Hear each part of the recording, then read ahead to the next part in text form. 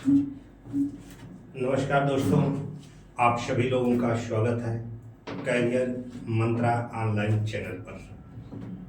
ये एक education channel है जिसमें आपको कंपटीशन से संबंधित, वनडे कंपटीशन से संबंधित आपको वीडियो जिसमें आते हैं। आज हम लोग स्टैटिक जीके के अंतर्गत कुछ क्वेश्चन लेकर के आए हैं। संवैधानिक विकास और संविधान के प्रमुख कुछ आर्टिकल, संविधान से संबंधित कुछ महत्वपूर्ण तथ्य, ये आपके सामने 20 क्वेश्चन आज के सेशन का है और बहुत ही महत्वपूर्ण प्रश्न है। और ये किसी भी स्तर की तैयारी करने वाले छात्रों के लिए ये महत्वपूर्ण प्रश्न है।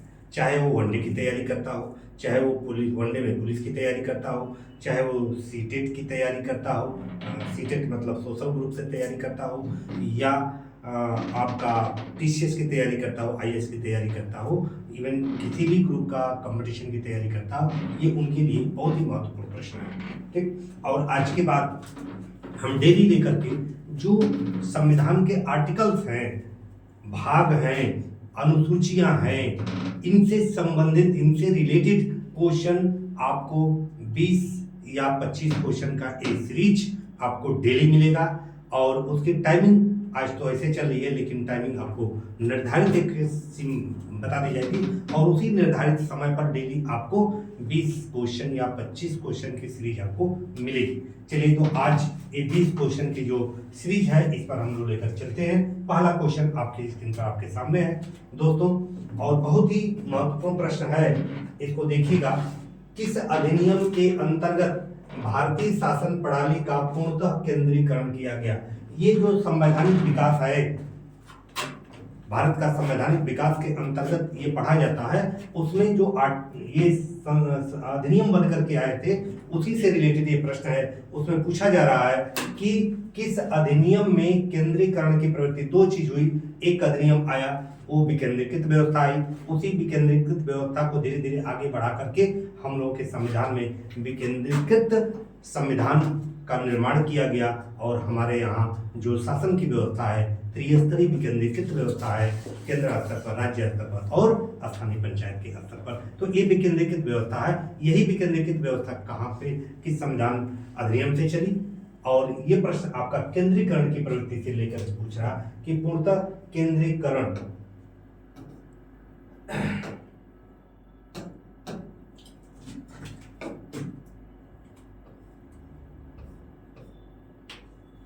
पूर्णतः केंद्रीकरण किया गया किस अधिनियम में? क्या भारत शासन अधिनियम, क्या भारत शासन अधिनियम 1958, या भारत परिषद अधिनियम 1861 में, या चार्टर्ड एक्ट 1833 में, या रेगुलेटिंग एक्ट 1733? सॉरी, ये गलत प्रिंट हो गया है। ये रेगुलेटिंग एक्ट 1773 है, न कि 33 है। ये मिसप्रिंट है, देखिएगा, ये हो जाता है, टाइप करते हुए थोड़ा सा मिस्टेक हो जाता है। बहरहाल, ये क्वेश्चन की प्रकृति देखिएगा, ये पूछ क्या रहा है? पूर्णतः केंद्रीकरण कर दिया गया। आप ध्यान देंगे, जानते हैं कि जब आपका पहले बंगाल का गवर्नर जनरल होता था, बंगाल का गवर्नर जनरल, ठीक, इसी को आगे बढ़ा करके भारत का गवर्नर जनरल बना दिया गया। भारत का गवर्नर जनरल बनाया गया। और भारत का गवर्नर जनरल जब बनाया गया तो इसके अधीन दोस्तों, इसके अधीन मद्रास और मुंबई प्रेसिडेंसियों को कर दिया गया। ठीक है दोस्तों, कर दिया गया।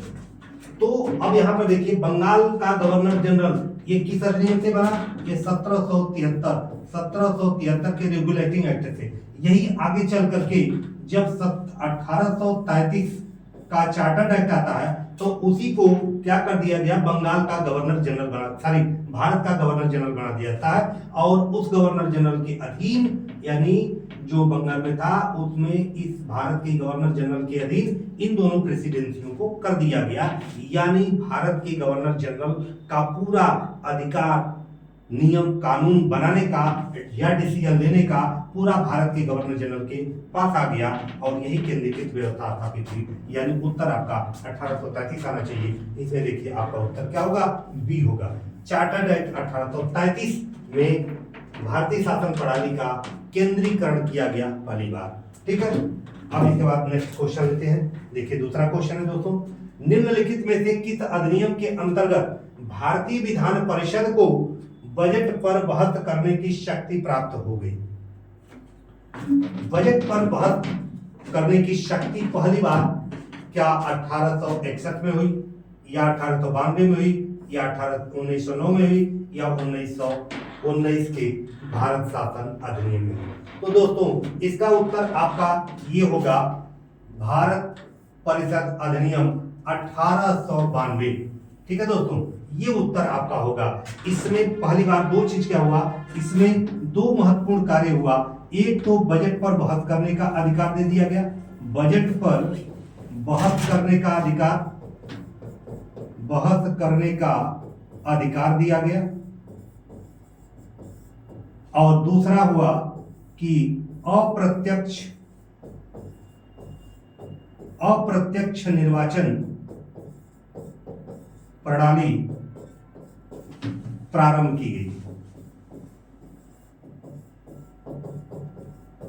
ठीक है दोस्तों, ये दो महत्वपूर्ण कार्य आपके 1892 के भारत परिषद अधिनियम में हुआ। तो आपका ये उत्तर पहला वाला ये जाता है। ये आपका प्रश्न पहले वाले से है, तो भारत परिषद अधिनियम 1892 में हुआ। ठीक है, चलिए नेक्स्ट प्रश्न लेते हैं आज के सेशन का।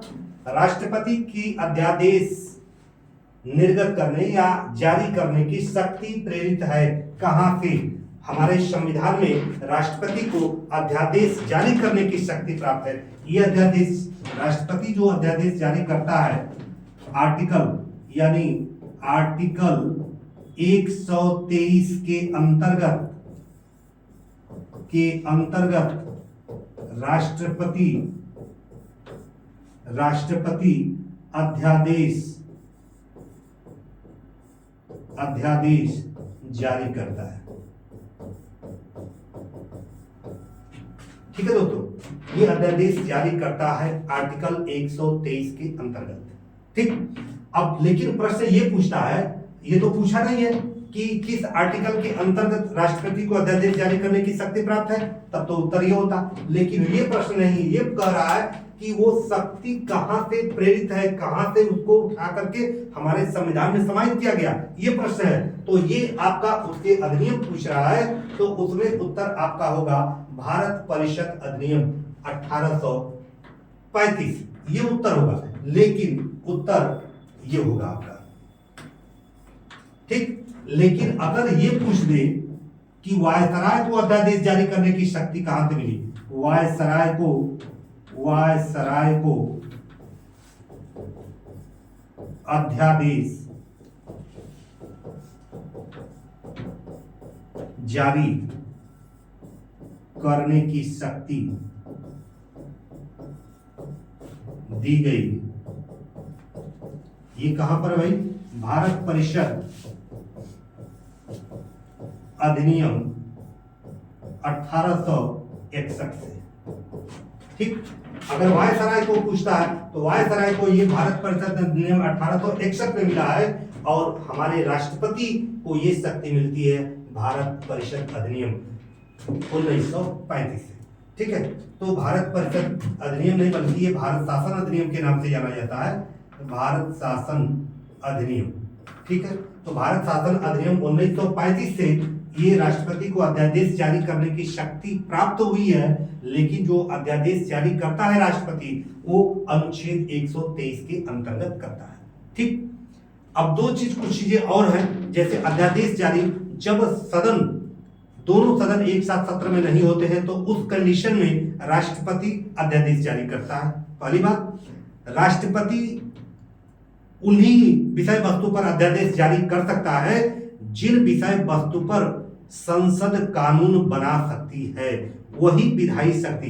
और राष्ट्रपति का ये शक्ति, अध्यादेश जारी करने की शक्ति विधायी शक्ति है। ये विधायी, न न्यायिक शक्ति नहीं, विधायी शक्ति है। और उन्हीं भी केवल अध्यादेश जारी कर सकता है जिन पर संसद कानून बना सकती है। और ऐसा कोई भी मौलिक अधिकार का उल्लंघन करने वाला अध्यादेश जारी नहीं राष्ट्रपति कर सकता। अगर ऐसा करता है तो वह शून्य माना जाएगा। ठीक है दोस्तों, तो ये चीज कुछ चीजें रही। अब अगला प्रश्न लेते हैं आज के सेशन का।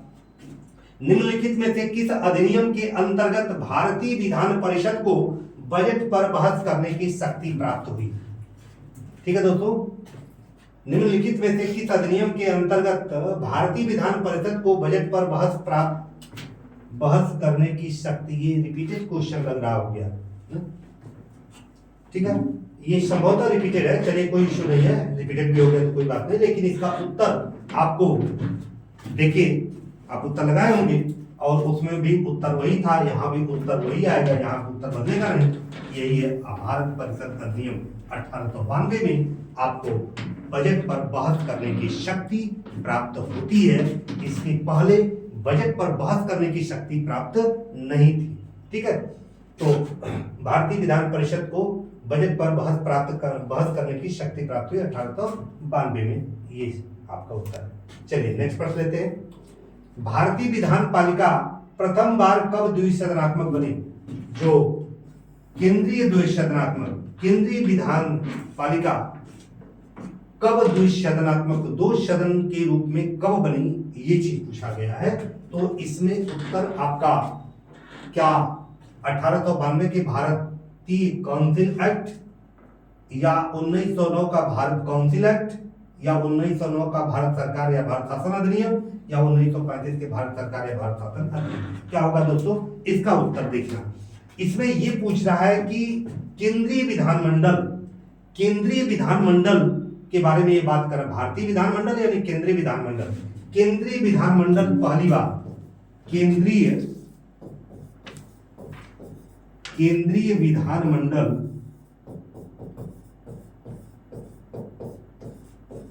पहली बार द्विसदनी बनी है भारत शासन अधिनियम 1919 में। ठीक है दोस्तों, ये चीज देखिए, बहुत इंपॉर्टेंट प्रश्न है कि केंद्रीय विधानमंडल को द्विसदनी किस अधिनियम से बनाया गया?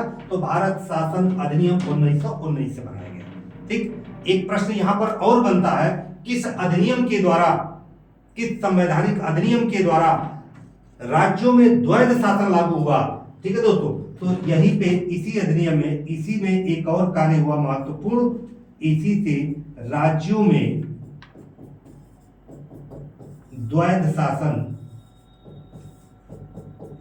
लागू हुआ। ठीक, इस अधिनियम के अंतर्गत लागू हुआ। और कब लागू हुआ कब? तो ये लागू हुआ 1921 में।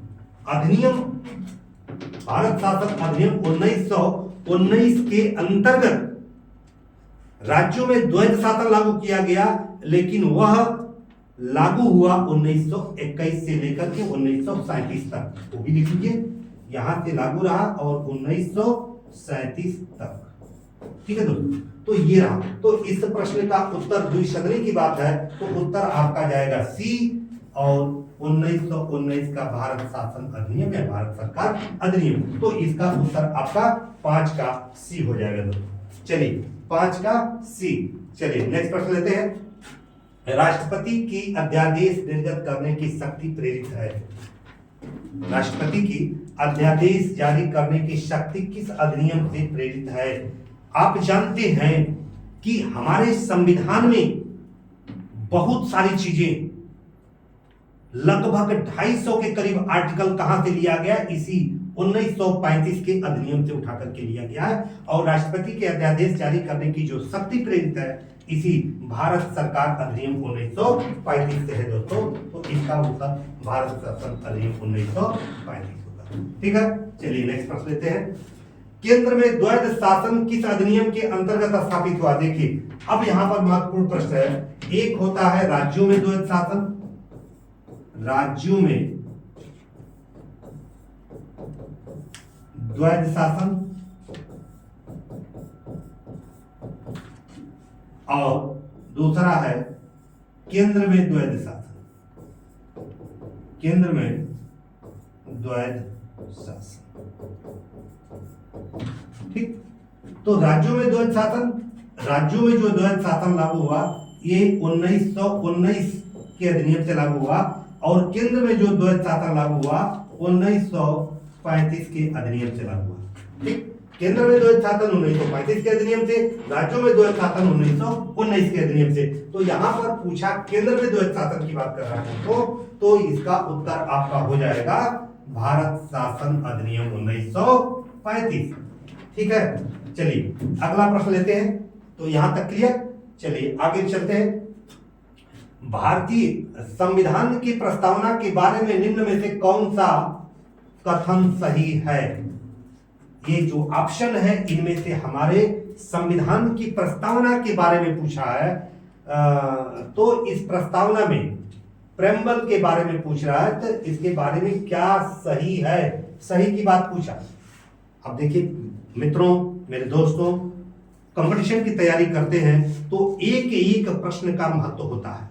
एक प्रश्न अगर आप गलती करते हैं तो एक प्रश्न की गलती करने से कई हजारों में लड़के वैरी करना शुरू होते हैं। कई हजार लड़कों के आप नीचे आ जाएंगे और कई हजार लड़के आपसे ऊपर चले जाते हैं। इसलिए बड़ी धैर्य के साथ आपको प्रश्न को पढ़ना है। प्रश्न को न समझ में आए दोबारा पढ़िए, तिबारा पढ़िए, लेकिन प्रश्न की प्रकृति समझ में आ जाए। और ये चीज ध्यान दीजिएगा, पीछे सही पूछ रहा है कि गलत पूछ रहा है, प्रश्न को पॉजिटिव वे में रहा है कि निगेटिव वे में रहा है, कि यहाँ पर नहीं लिखा हुआ। ये सब सारी चीजें, क्योंकि नहीं और पॉजिटिव और निगेटिव करने से ही आपके उत्तर बदल जाएंगे दोस्तों। तो हड़बड़ी में अगर नहीं लिखा है, आपने नहीं हटा करके पॉजिटिव प्रश्न पढ़ दिया और उत्तर उसके हिसाब से लगा दिया, तो आपका एक प्रश्न गया।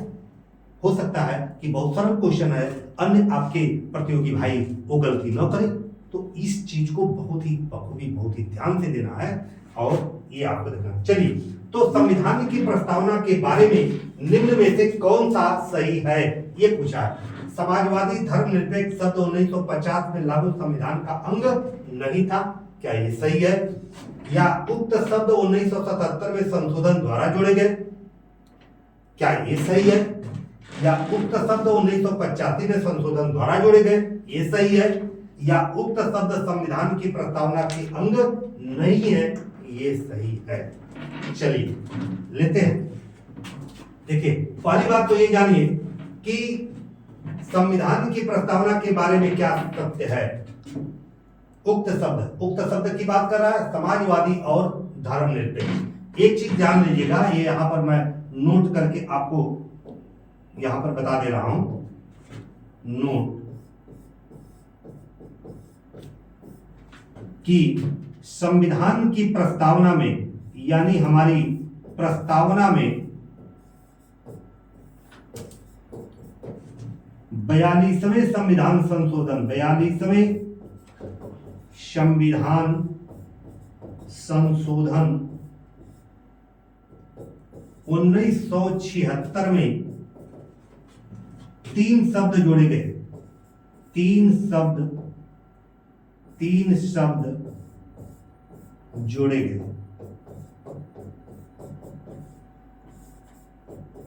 कौन कौन? नंबर 1 समाजवादी, नंबर 2 पंथ निरपेक्ष या धर्मनिरपेक्ष, और तीसरा अखंडता।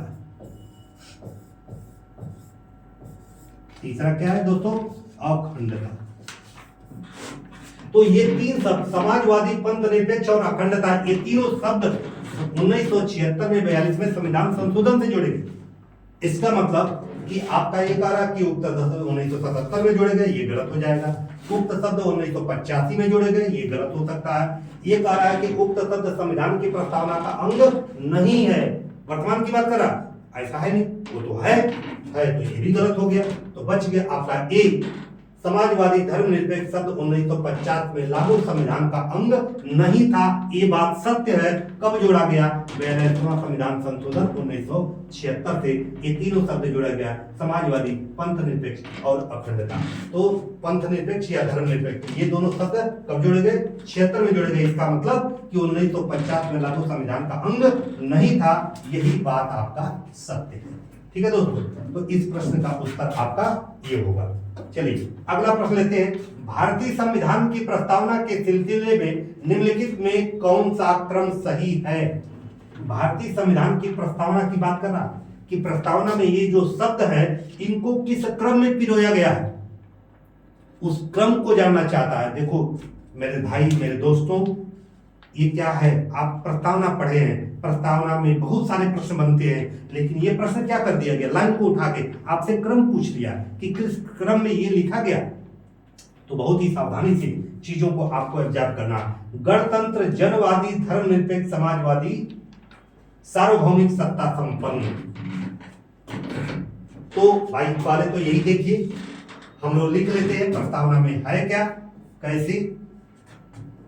संपूर्ण प्रभुत्व, देखिए संपूर्ण प्रभुत्व संपन्न समाजवादी, संपूर्ण प्रभुत्व समाजवादी, धर्मनिरपेक्ष,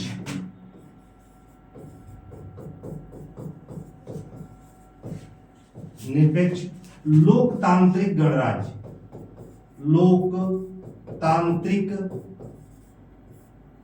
गणराज्य,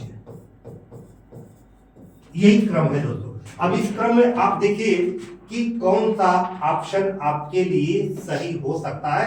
इसके कारण प्रभुत्व संपन्न ये दिया है, संपूर्ण प्रभुत्व संपन्न।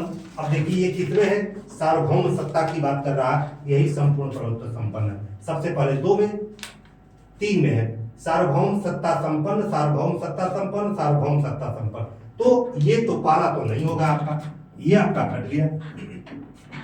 ठीक, तो ये आपका कट गया। अब इसके बाद आपको देखना है कि ये तो मिल गया। अब इसके बाद समाजवादी है, इसके बाद समाजवादी किसमें है, यहां पर है, और यहां पर जनवादी यानी लोकतांत्रिक की बात कर रहा, तो ये कट गया आपका। अब इसके बाद देखिए समाजवादी के बाद धर्मनिरपेक्ष होना चाहिए, तो धर्मनिरपेक्ष इसमें है कि इसमें है, धर्मनिरपेक्ष यहां पर जनवादी दे दिया, यहां पर धर्मनिरपेक्ष, तो ये आपका सही है अभी। तो यही मिल गया आपका सार्वभौम सत्ता संपन्न समाजवादी धर्मनिरपेक्ष जनवादी यानी लोकतांत्रिक गणराज्य, ये आपका सही है दोस्तों। ठीक, तो इसमें ऑप्शन क्या हो जाएगा, डी हो जाएगा। तो इस तरीके से आपको गहनता से अध्ययन, थोड़ा स्थिरता के साथ, गंभीरता के साथ करेंगे तो आप पढ़े रहेंगे, प्रश्न आपके सामने आएगा, आप उसको डील कर ले जाएंगे, क्योंकि आपका तीसरा नेत्र तुरंत बताना शुरू कर देगा कि यही है, यही है, यही है। कंफ्यूजन हो सकता है 2 ऑप्शन में, तब भी आप मेजर आपका दिमाग करके वो क्वेश्चन आपका निकाल कर लीजिए। चलिए अगला प्रश्न लेते हैं। क्वेश्चन नंबर 10, निम्नलिखित में से कौन भारत को धर्मनिरपेक्ष राज्य वर्णित करता है? इस ऑप्शन में से क्या है कि भारत को धर्मनिरपेक्ष बनाता है? क्या मौलिक अधिकार यानी हमारे संविधान का जो मौलिक अधिकार है वो हमारे भारत को धर्मनिरपेक्ष बनाता है? कि संविधान की प्रस्तावना में ये बात कही गई है, कि 9वीं अनुसूची में ये बात कही गई है, कि राज्य के नीति निर्देशक तत्व में ये बात कही गई है? कहां पर है दोस्तों? राज्य के नीति निर्देशक तत्व से धर्मनिरपेक्षता का कोई लेना देना नहीं है दोस्तों। ये राज्य की बात करता है, आर्थिक की बात करता है, आर्थिक लोकतंत्र की बात करता है। अगर आर्थिक लोकतंत्र की बात होती तो नीति निर्देशक तत्व आ जाता। 9वीं अनुसूची से कोई लेना देना नहीं। संविधान की प्रस्तावना या मौलिक अधिकार हो सकता है, तो मौलिक अधिकार में अधिकार की बात की गई है, धर्मनिरपेक्ष की बात नहीं है। धर्म से संबंधित मौलिक अधिकार में बात की गई है, लेकिन धर्मनिरपेक्ष होने की बात नहीं। धर्म का प्रबंधन कैसे किया जाए, धर्म को कौन मानेगा, ठीक ना, उनके मानने का अधिकार है, मौलिक अधिकार है कि नहीं है, ये सारी चीजें आपको लेकर के 25 से लेकर के 30 के बीच धर्म से संबंधित और अल्पसंख्यक से संबंधित बातें की गई है। लेकिन यहाँ पर आपको ये देखना है कि संविधान की प्रस्तावना में आपको ये, अभी इसके पहले वाला क्वेश्चन आपने देखा कि वो लाइन ही है कि 42वां संविधान संशोधन में पंथ निरपेक्ष जोड़ा गया। समाजवादी 42वें संशोधन 1976 में क्या जोड़ा गया मेरे दोस्तों? समाजवादी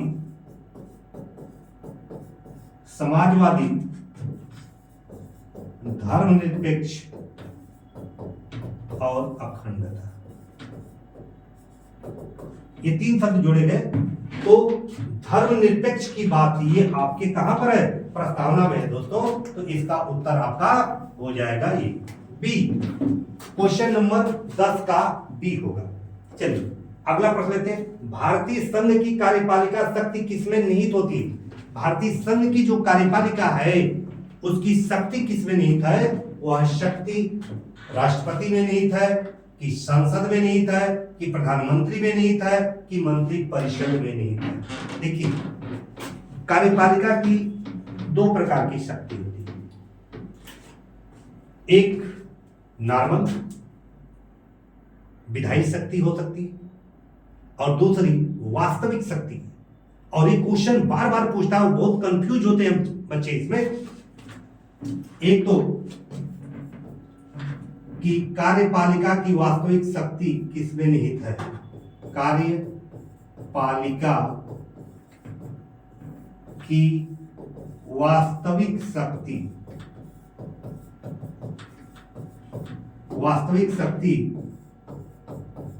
किसमें निहित है? ठीक है दोस्तों, तो इसका उत्तर वरीयता के हिसाब से आपको देना है। अगर फर्स्ट आए मंत्री परिषद है तो आप मंत्री परिषद मारेंगे, मंत्री परिषद, ठीक। और सेकंड पर तब पीएम होगा, ठीक। सेकंड पर आपका पीएम होगा। अगर मंत्री परिषद नहीं है तब वास्तविक शक्ति, कार्यपालिका की वास्तविक शक्ति किसमें निहित होती है? पीएम, क्योंकि मंत्री परिषद का अध्यक्ष पीएम ही होता है। लेकिन वास्तविक शक्ति की बात करते हैं तो मंत्री परिषद फर्स्ट है, प्रधानमंत्री सेकंड पर है। तो ये तो रहा कार्यपालिका के वास्तविक की बात करता है। वास्तविक क्या कह रहा दोस्तों? वास्तविक शक्ति की बात कर रहा। लेकिन यहां पर वास्तविक शक्ति, संघ की कार्यपालिका शक्ति किसमें निहित है? तो केवल वास्तविक की बात नहीं कर रहा, तब उत्तर आपका राष्ट्रपति होगा। संघ की कार्यपालिका शक्ति राष्ट्रपति में निहित होती है, ये बात सत्य है। लेकिन अगर ये प्रश्न बनता है कि कार्यपालिका, संघ की कार्यपालिका शक्ति, वास्तविक शक्ति किसमें निहित है, तब मंत्री परिषद होगा या पीएम होगा। मंत्री परिषद और पीएम दोनों है तो फर्स्ट ये होगा, सेकंड ये होगा, या दोनों अलग अलग, या तो ये है या तो ये है, तो दोनों में से कोई मान सकते हैं, कोई दिक्कत नहीं। चलिए अगला प्रश्न लेते हैं। भारत का कार्यपालिका अध्यक्ष कौन होता है दोस्तों? तो कार्यपालिका अध्यक्ष राष्ट्रपति होगा कि प्रधानमंत्री होगा कि विरोधी दल यानी विपक्ष का नेता होगा कि भारत सरकार के मुख्य सचिव अध्यक्षात्मक, कि भारत सचिव का मुख्य सचिव का अध्यक्ष, तो अध्यक्ष होगा, अध्यक्षात्मक की जगह अध्यक्ष होगा। तो ये आपका है कार्यपालिका का अध्यक्ष पूछ रहा है। वही कार्यपालिका शक्ति किसमें निहित होती है, कार्यपालिका का अध्यक्ष कौन होता है? तो ये मेरे दोस्तों ये होता है आपका राष्ट्रपति। ठीक है, कार्यपालिका का अध्यक्ष आपका होता है राष्ट्रपति, ठीक, प्रधानमंत्री नहीं। कार्यपालिका अध्यक्ष राष्ट्रपति नहीं होता, सॉरी प्रधानमंत्री नहीं होता, कौन होता है? राष्ट्रपति होता है। अगर कैबिनेट का अध्यक्ष होता है, कैबिनेट का अध्यक्ष आपका प्रधानमंत्री होता है और कार्यपालिका का अध्यक्ष आपका क्या होता है, ये सॉरी अगर कार्यपालिका या मंत्रिपरिषद के अध्यक्ष की अगर बात करता तब आपका क्या होता, प्रधानमंत्री होता। लेकिन कार्यपालिका की बात करें तो कार्यपालिका का अध्यक्ष राष्ट्रपति होगा और प्रधानमंत्री किसका होगा भाई, कैबिनेट का अध्यक्ष होता है। तो कैबिनेट का अगर पूछता तो ये होता। तो यहाँ पर उत्तर 12 का आपका ये होगा। चलिए, अध्यक्षात्मक शासन का उदय सर्वप्रथम किस देश में हुआ? दो प्रकार का शासन होता है। शासन दो प्रकार का होता है, एक संसदीय शासन होता है, संसदीय शासन, और दूसरा होता है अध्यक्षात्मक शासन। ठीक, ये कहां से? ब्रिटेन से।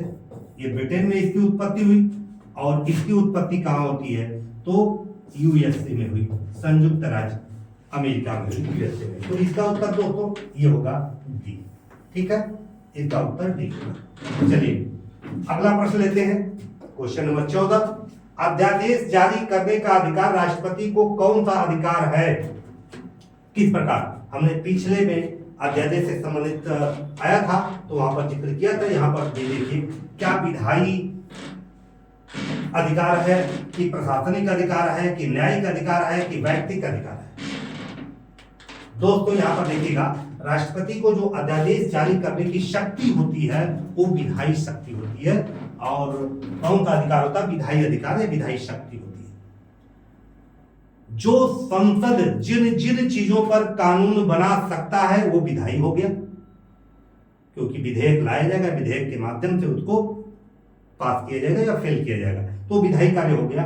तो विधायी कार्य वो है, और जो भी विधायी कार्य होंगे संसद के वो सारे पर अध्यादेश जारी कर सकता है राष्ट्रपति। तो राष्ट्रपति के अध्यादेश जारी करने की शक्ति भी क्या हो गई? विधायी होगी। तो इसका उत्तर आपका ए होगा दोस्तों। ठीक है, अगला प्रश्न, भारतीय संसद बनती है किससे? क्या केवल लोकसभा से बनती है, या लोकसभा प्रधानमंत्री से बनती है, या लोकसभा राज्यसभा प्रधानमंत्री से बनती है, या लोकसभा राज्यसभा राष्ट्रपति से बनती है? क्या दोस्तों, इसको देखिए, बहुत ही ये हजारों बार प्रश्न पूछा है। ये कभी भी किसी भी प्रश्न और खास करके वनडे एग्जाम में ये क्वेश्चन कभी भी कहीं भी आ सकता है, ये आप जान लीजिए। तो ये आप लोग जानते भी हैं निश्चित रूप से। अगर जो लड़का अगर यहाँ पे कंफ्यूज है तो इस तरह के क्वेश्चनों को बार बार आपको पढ़ना है, प्रैक्टिस करना है, ताकि इस तरह के क्वेश्चन परीक्षाओं में आपसे गलती न हो। ठीक है, तो देखिए, राज्यसभा लोकसभा, राज्यसभा और राष्ट्रपति, क्योंकि कि कोई भी विधेयक पास होता है, कानून, कोई भी विधेयक लाया जाता है, विधेयक, ठीक, ये संसद में लाया जाता है। संसद में क्या होता है? पास होगा। और ये संसद राज्यसभा और लोकसभा से मिलकर के बनती है। तो यहां से जब पास होगा तो यहीं पर ये तभी पास होकर के कानून बनेगा। ये कानून तभी बनेगा,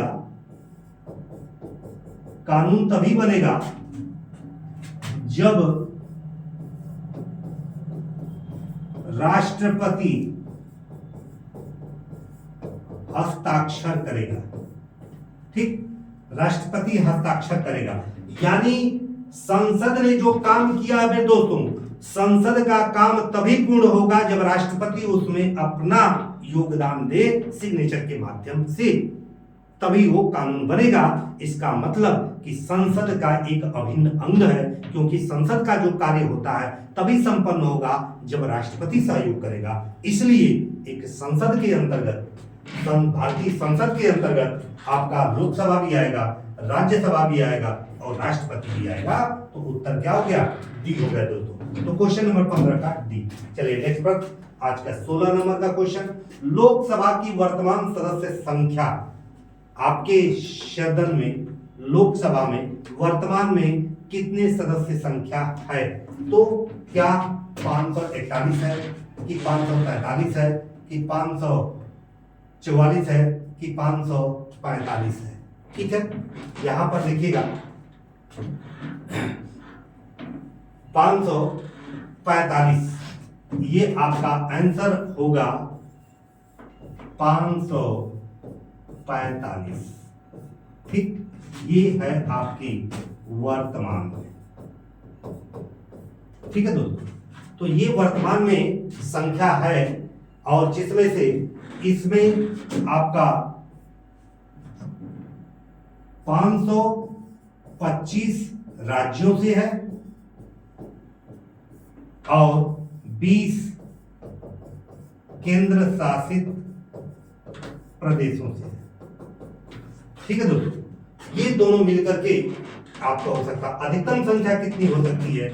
अगर ये पूछता है कि लोकसभा में अधिकतम संख्या कितनी होगी, अधिकतम संख्या, तो ये अधिकतम संख्या हो सकती है वर्तमान में 550।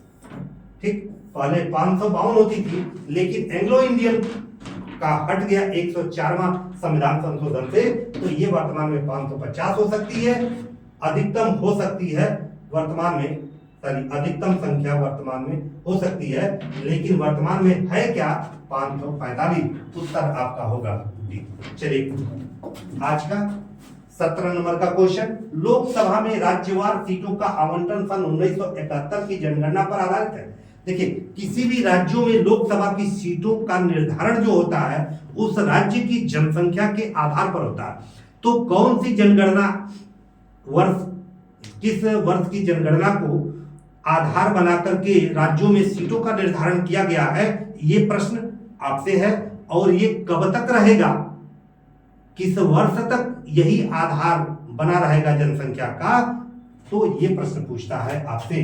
तो 1971 में, 1971 की जनगणना के आधार पर सीटों का बंटवारा वर्तमान में चल रहा है। अब ये पूछ रहा है प्रश्न कि ये जनसंख्या 1971 का आधार ये किस वर्ष तक रहेगा। ये उत्तर आपका होगा दोस्तों 2026। ठीक है दोस्तों, तो उत्तर आपका बी हो जाएगा 17।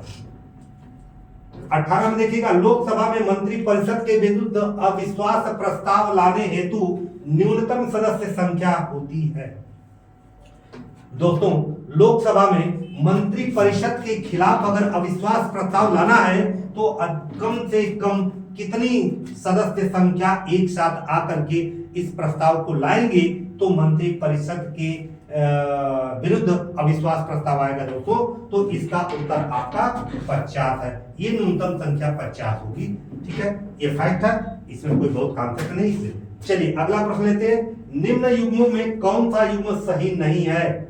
गलत, ये सीटों का देखिए लोकसभा में राज्यवार स्थान दिया गया है, इसमें से ये पूछा है। तो चलिए पहले एक चीज जान लें कि सर्वाधिक किस राज्य में है। सर्वाधिक संख्या वाला राज्य लोकसभा सीट के अनुसार, ठीक, तो यूपी का है, यूपी का फर्स्ट नंबर पर है, ये है आपका 80 लोकसभा सीटें।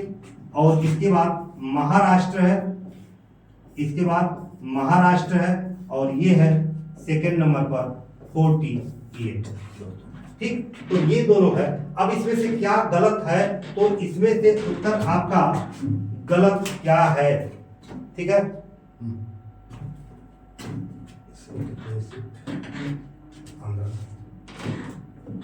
बताएं। इसमें हमने बताया कि सर्वाधिक सीटों की संख्या उत्तर प्रदेश में नंबर 1 पर, सेकंड नंबर पर आपका महाराष्ट्र 48। अब ये प्रश्न पूछ रहा है कि इसमें से कौन सुमेलित नहीं है। ठीक है दोस्तों, तो इसमें से क्या आंध्र प्रदेश में 42 है, कि असम में 14 है, पंजाब में 13 है, पश्चिम बंगाल में 42 है। तो ये असम में तो 14 है, ये बात सही है, पंजाब में 13 है, ये भी बात सही है। ठीक, तो पश्चिम बंगाल में भी सही है मेरे दोस्तों, ये 42। लेकिन आंध्र प्रदेश में क्या है, आंध्र प्रदेश में ये थी कब, बंटवारे के पहले, लेकिन अब वर्तमान में ये हो गई है, वर्तमान में ये हो गई है 25। ठीक, तो ये आपका गलत है आंध्र प्रदेश। ठीक, ये आपका गलत है। ठीक, चलिए अगला प्रश्न लेते हैं।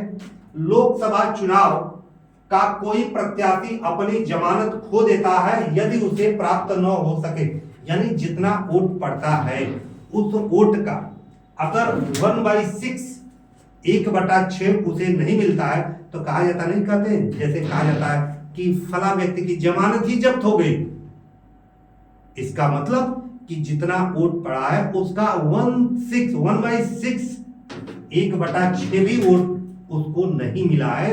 इसलिए तो वैध मतों का जो वैध मत है वहां पर उनका 1/6, यदि किसी प्रत्याशी को वोट नहीं मिलता है दोस्तों तो उसकी जमानत जब्त मानी जाएगी। और आज का यह सेशन 20 क्वेश्चन का है था जो समाप्त हुआ, और बहुत ही बेहतरीन सेशन रहा और बहुत ही आप लोगों के लिए ज्ञानवर्धक है। प्रश्न करिएगा, बहुत ही बेहतरीन है। और आगे से प्रतिदिन वीडियो आपको अनुच्छेद, आर्टिकल वगैरह, भाग और अनुसूचियों से संबंधित लेकर के हम आएंगे, और आप हमारे साथ जुड़ करके काम करिए। निश्चित रूप से के आर्टिकल जबान पे करवा दूंगा, अनुसूची जबान पे करवा दूंगा, भाग को जबान में करवा दूंगा, जाकि आप कभी भी गलत नहीं करेंगे। चलिए, जय हिंद, जय भारत।